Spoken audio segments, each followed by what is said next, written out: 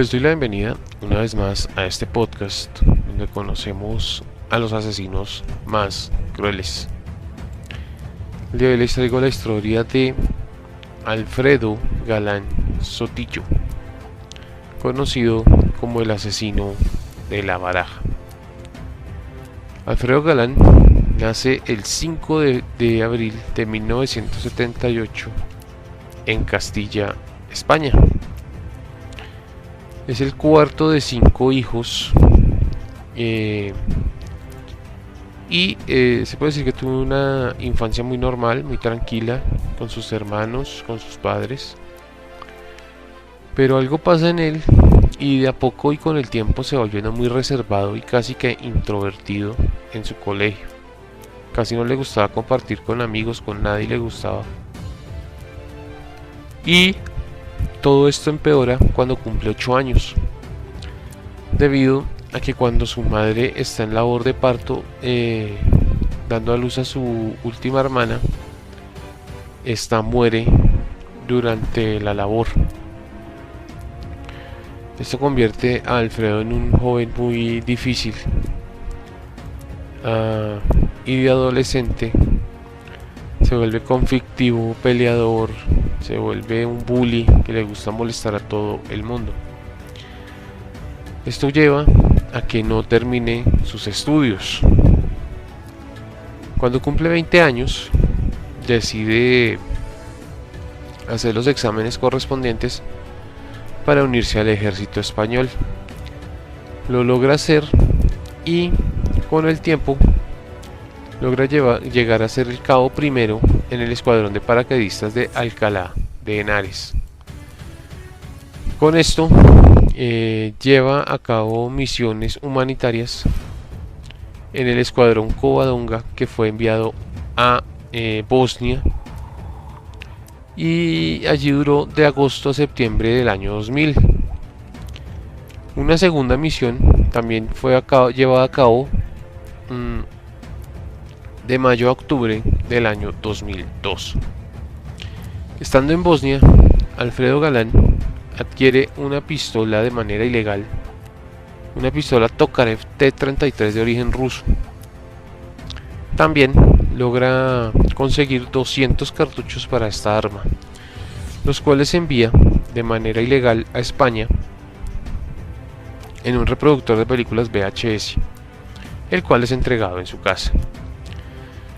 Cuando Alfredo vuelve de las misiones en Bosnia, su familia se da cuenta que ha cambiado mucho. Se ha vuelto solitario, incluso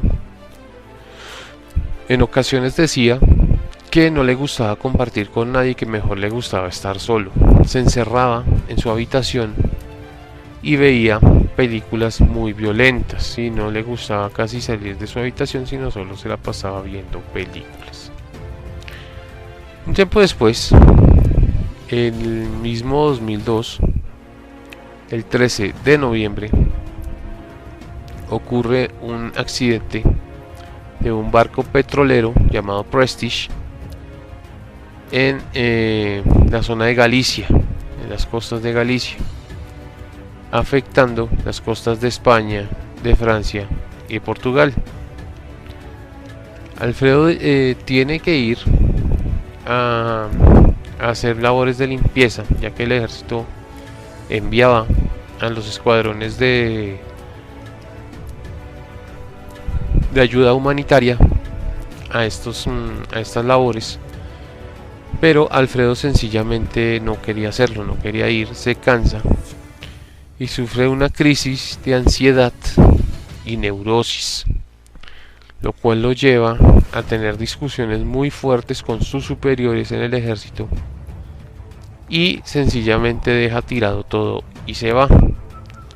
Incluso atacó a una mujer para tratar de robarle su auto.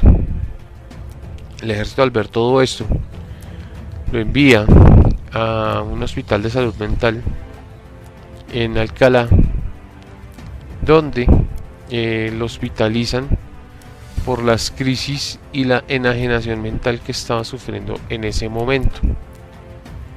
Estaba allí, pero solo duró un día. Debido a que se negó a recibir atención médica, y esto le fue informado a su familia, los cuales le dijeron a los médicos del hospital que lo dejaran salir bajo su supervisión y con la promesa de que pues que ellos iban a encargar de darle a Galán todos sus medicamentos y que estarían muy pendientes de él. Y fue entonces como lo dejaron salir de allí, pues no lo pudieron retener y no hubo más opción que dejarlo salir del hospital. La familia insistía en que quería que lo dejaran salir del hospital psiquiátrico porque querían pasar Navidad con él. Sin embargo, al salir le determinaron que sufría de trastorno de ansiedad y neurosis. También la familia se aseguraría que no fuera alcohólico, ya que Alfredo Galán tomaba demasiado alcohol. Es entonces que el 20 de enero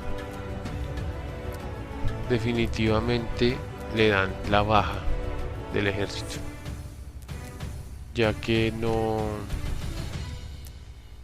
querían que una persona con trastornos tan serios pues trabajara en el ejército, que sería un peligro, sería un problema para el ejército. De inmediato se pone a buscar empleo y consigue el empleo de vigilante en el aeropuerto de Barajas. Él pasó muy bien los exámenes médicos y ocultó los diagnósticos médicos que él había tenido, y pasó muy bien los exámenes y comenzó a trabajar como vigilante. Sin embargo, seguía con el problemita del alcohol, y más aún porque pues estaba tomando sus medicamentos psiquiátricos, pero los médicos le habían dicho que no podía mezclar estas pastillas con alcohol, pero esto poco le importó, ya que muy dentro de él como que deseaba morir, o sea, no le importaba nada y seguía tomando alcohol, incluso con las pastillas psiquiátricas que le habían dado. El 24 de enero del año 2003, de ese mismo año, una persona llamada Juan Ledesma, quien era vigilante de una finca, se encontraba en su casa en Madrid con su hijo de 2 años, y de la nada aparece un hombre, entra a su casa, lo obliga a ponerse de rodillas y le dispara en la cabeza. La bala entra por la región occipital y sale muy cerca de su ojo derecho, causándole la muerte de inmediato. Todo esto en presencia de su hijo. Al principio la policía cree que se trata de algo aislado y deciden comenzar a investigar por los lados de las familias y los amigos de este hombre. Luego, el 5 de febrero del mismo año, otro joven de 18 años llamado Juan Carlos Martín, quien era vigilante del aeropuerto de Barajas, se encontraba esperando el autobús para su casa y de repente aparece un auto y de él se baja un hombre que obliga a Juan a ponerse de rodillas y lo ejecuta de la misma manera. También la bala entra por la región occipital, saliendo por el ojo derecho, causándole la muerte inmediatamente. La policía cree que se trata de un ajuste de cuentas, porque se ve más como una ejecución que un homicidio. Pero algo que llama la atención de la policía es que entre los pies del muerto había un as de copas, lo cual puede significar que se encuentran ante un verdadero asesino y que esta ha sido su firma. A pesar de todo, se determina que las víctimas fueron escogidas al azar, pues no tenían ninguna relación entre ellas.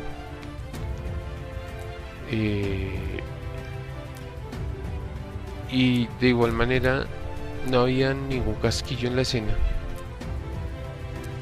ya que al parecer el asesino se lo había llevado porque no quería dejar pues alguna pista que delatara quién era. Y entonces que la policía decide que estos dos casos de estos dos homicidios eran casos aislados. Pero ese mismo día, en la tarde, el asesino va a un bar de propiedad de una mujer llamada Teresa Sánchez, que se encontraba con su hijo Miquel y otra mujer llamada Juana Dolores. Allí, el asesino le dispara a Miquel, matándolo inmediato. La bala entra por la región temporal y se aloja en el hombro, causándole la muerte. Juana Dolores no pudo reaccionar y es asesinada con un disparo también en la cabeza. Y Teresa sale corriendo y se trata de esconder detrás de una de la barra del bar, pero el asesino allí la sigue y le dispara en la espalda, causándole una herida en un pulmón, y trata de rematarla disparándole en la pierna en la región femoral, creyendo que así la mujer se desangraría y moriría. El asesino deja el lugar, pero un vecino que escuchó la balacera llama a la policía y rápidamente Teresa es llevada a un hospital donde sobrevive, con muchos daños físicos, pero sobrevive.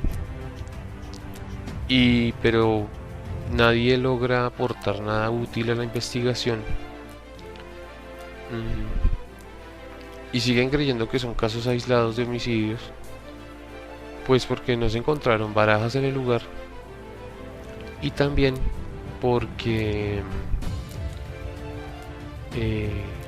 la policía no podía creer que una misma persona hubiera actuado en dos lugares diferentes el mismo día, matando a tantas personas él solo. Entonces es que la policía aún no relaciona los casos, y asimismo hacen investigaciones aparte sin vincularlos aún a una sola persona. Pasa casi aproximadamente un mes sin ningún ataque, pero el 7 de marzo un joven llamado Eduardo Salas, de 27 años, de origen ecuatoriano, estaba con su novia Anaid Castillo. Estaban sentados en una banca de un parque charlando, cuando aparece un hombre y le dispara sin mediar palabra a Eduardo. La bala entra por la mejilla y sale en la zona cervical. Luego el asesino le apunta a Naid, pero la pistola se encasquilla y no logra disparar.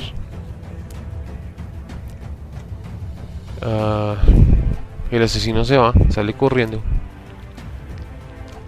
y Anaid se da cuenta que su novio todavía está vivo y lo lleva al médico. Lo llevan de inmediato al hospital y el hombre logra sobrevivir, pero necesita de 150 días de incapacidad para lograr recuperarse. Se dan cuenta que en la escena del crimen hay un 2 de copas con un punto azul, lo cual significa que es obra del asesino que ha venido matando personas. La policía decide vincular los casos que están sucediendo y se dan cuenta irremediablemente que están en contra de un asesino en serie.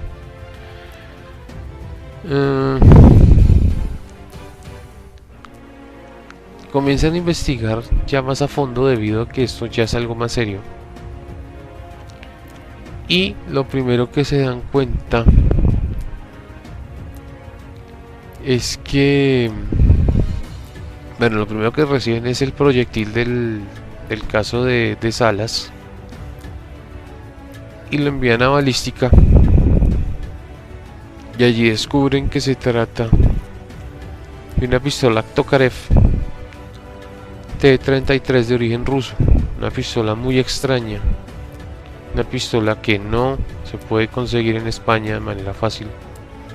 Es más, no se puede conseguir en España, y que solo se puede conseguir en zonas balcánicas o pues en Rusia precisamente.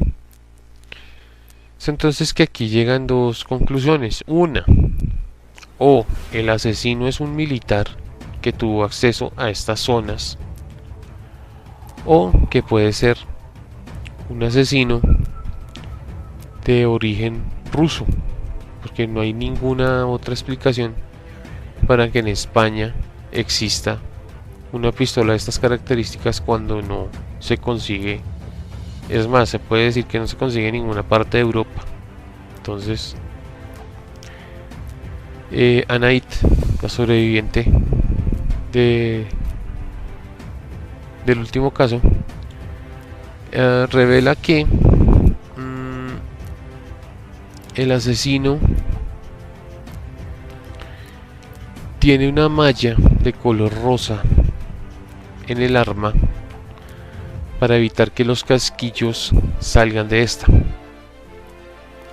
También dice que el hombre mide más o menos un 80, que es blanco, está entre los 26 y 28 años y es de contextura delgada. Con todo esto, la policía intenta seguir buscando al asesino, pero el 28 de marzo ocurre otro asesinato, y es el de un hombre llamado George Magda y su esposa llamada Doina Magda, los cuales son de origen rumano, y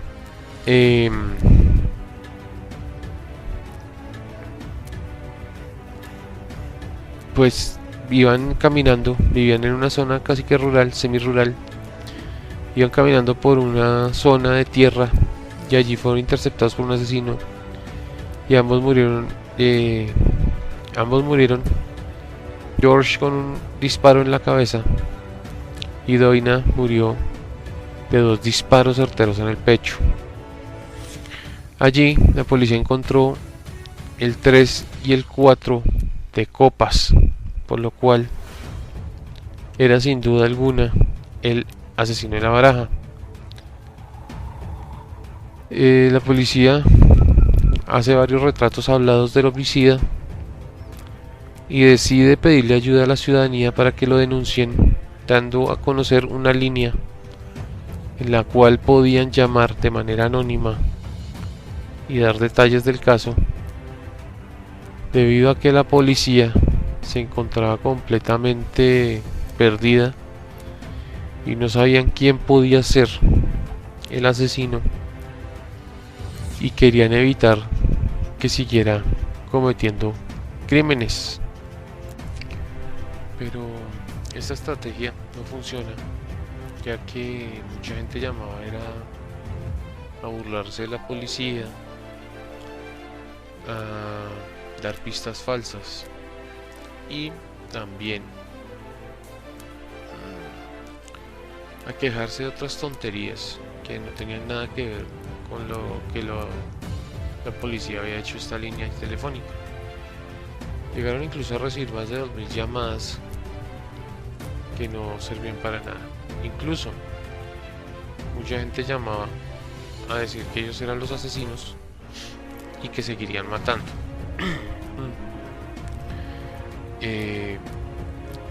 Un hombre llamó y dijo que si querían conocer a la siguiente víctima, rastrearan la cabina telefónica de la cual él estaba llamando.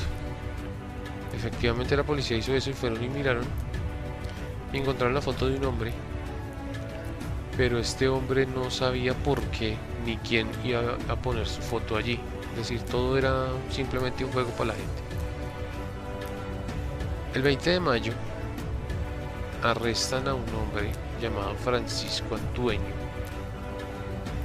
el cual era portero de un bar en Madrid. Y este hombre encajaba mucho con los retratos hablados de los que se habían distribuido. Y pues la desventaja de este hombre es que fue militar, en algún momento fue militar. Llaman a Teresa y a Anaid para decirles que si este hombre era el que las había atacado. Y tras una ronda de reconocimientos ellas dijeron que sí había sido él. La policía se sentía satisfecha porque al fin habían atrapado al asesino de la baraja. Pero ocurre algo que no pensaron. Y es que este hombre jamás estuvo en las zonas en las que fueron encontrados las víctimas. Y asimismo, las dos mujeres dijeron que aunque habían dicho que sí, no estaban 100% seguras de que este hombre fuera el asesino. Tras todo esto, la policía no tuvo más remedio que dejar libre a la persona que tenían, y otra vez estaban completamente perdidos y no sabían qué hacer. Pero sucede algo inesperado, algo extraño, que dejó boquiabiertos a los policías y que no esperaron que esto sucediera así ni que fuera tan fácil atrapar al asesino de la baraja. El 3 de julio del 2003 llegan a la estación de policía un hombre en muy alto estado de embriaguez y le dice a la policía que se va a entregar porque él es Alfredo Galán Sotillo, el tan conocido asesino de la baraja, y que estaba harto y hastiado de que la policía fuera tan inepta y tan ineficaz para poderlo capturar. La policía al principio no le cree y le dice que le den alguna pista, que le den algo para que le crean. Él dice de inmediato que todas las cartas que fueron encontradas en la escena del crimen tenían un punto azul en el reverso, y esto era algo que solo sabía el asesino y la policía, pues esto no se había dado a conocer durante las investigaciones policiales que salían a la prensa. La policía va al domicilio de Galán y descubren recortes de todos los homicidios cometidos a modo de trofeo, y descubren una baraja con las cartas faltantes que fueron encontradas en las escenas del crimen. Le indagan por el arma, pero él dice que en su camino a la policía se la vendió a alguien y pues que ya no la tenía en su poder. La policía investiga a Alfredo Galán y descubren que había sido militar, lo cual pues sí parece encajar en el perfil del homicida. La policía envía a la casa de su hermano Miguel a varios agentes para que lo acompañen, ya que su hermano se encontraba en la estación de policía diciendo que era el asesino de la baraja. Miguel explica que ellos estuvieron tomando en la tarde y que cuando él fue a comprar más alcohol y volvió a su casa encontró que pues Antonio ya no se encontraba, y también recibió una llamada de su hermana Inés, la cual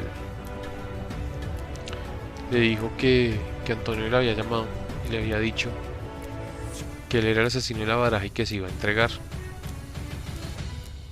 Cuando Miguel llega a la estación, descubre que su hermano sí efectivamente es el asesino de la baraja y que tienen muchas pruebas en su contra. Al investigar un poco más en los antecedentes criminales de Antonio, descubren que no hay nada más que una multa por conducir ebrio en las calles de Madrid y nada más. La policía tiene que investigar con cautela, ya que la declaración de una persona en tan alto estado de embriaguez debe primero someterse a una veracidad, ya que no se puede cometer un error de un calibre tan alto como el que ya habían cometido anteriormente con la persona en la que acusaron falsamente. La policía investiga de a poco para descubrir si realmente Antonio Galán Sotillo es el asesino que están buscando y parar de una vez esta seguidilla de homicidios tan trágicos y tan dramáticos que estaban sucediendo en Madrid en ese momento. Durante sus interrogatorios y todos estos procedimientos policiales, descubrieron que los asesinatos no fueron al azar, totalmente fueron al azar. No conocía a las víctimas, no conocía a nadie, pero lo hizo según él para calmar su ansiedad, ya que sufría de estos trastornos, y él solo deseaba saber qué era, pues, asesinar personas, y simplemente lo hacía por eso. También descubrieron que él constantemente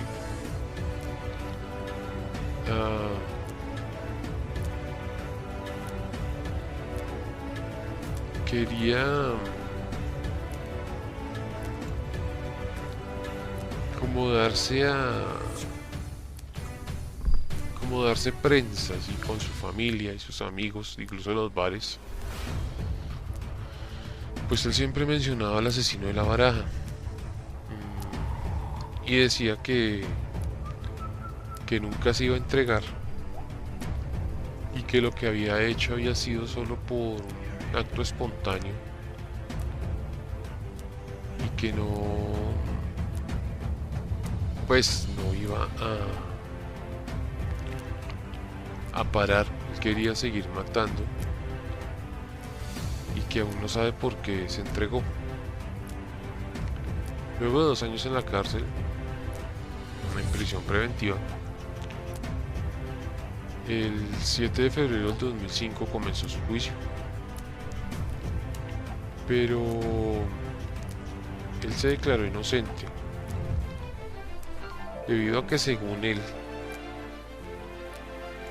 un grupo de neonazis lo habían presionado para que se entregara, y que si no lo iban a matar. Pero la policía demostró que esto no fue verdad, porque dio pruebas tan contundentes, declaraciones tan contundentes de los homicidios, como lugares donde los había cometido, características que solo el asesino sabía.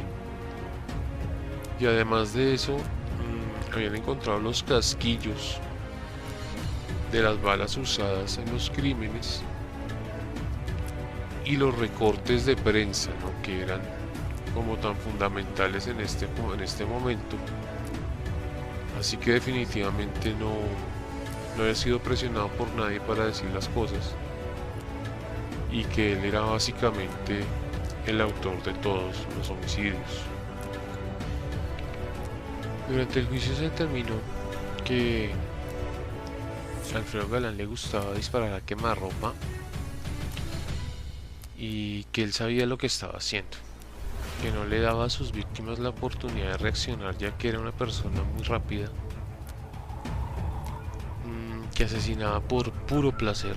No le interesaba nada más sino el placer de asesinar a alguien. No sentía ninguna empatía ni ningún remordimiento de lo que hacía. Era una persona totalmente cruel y despiadada. Tenía trastorno paranoide y también un trastorno adaptativo de la personalidad, pero que como él sabía lo que estaba haciendo, tenía la plena conciencia de sus actos, no era inimputable. Entonces podían hacerle un juicio por lo que estaba pasando. Él tenía mucha gratificación personal por lo que hacía y solo actuaba para querer quitarle la vida a las personas. A él no le importaba nada, él actuaba completamente al azar, se sentía prácticamente un dios. Fue también catalogado como una persona megalómana, o sea, completamente mentirosa, sádico y un narcisista, ¿no? Que solo quería ser admirado por las cosas que hacía, fueran buenas, fueran malas. Le gustaba llamar la atención de las personas para que, pues, llenar su autoestima y su ego con la admiración de los demás. Era un asesino oportunista, un asesino que se dejaba llevar por sus impulsos, ¿no? Mataba a las personas solo por querer calmar sus ansias, por querer hacer lo que se le daba la gana. Y finalmente fue catalogado como un psicópata exhibicionista.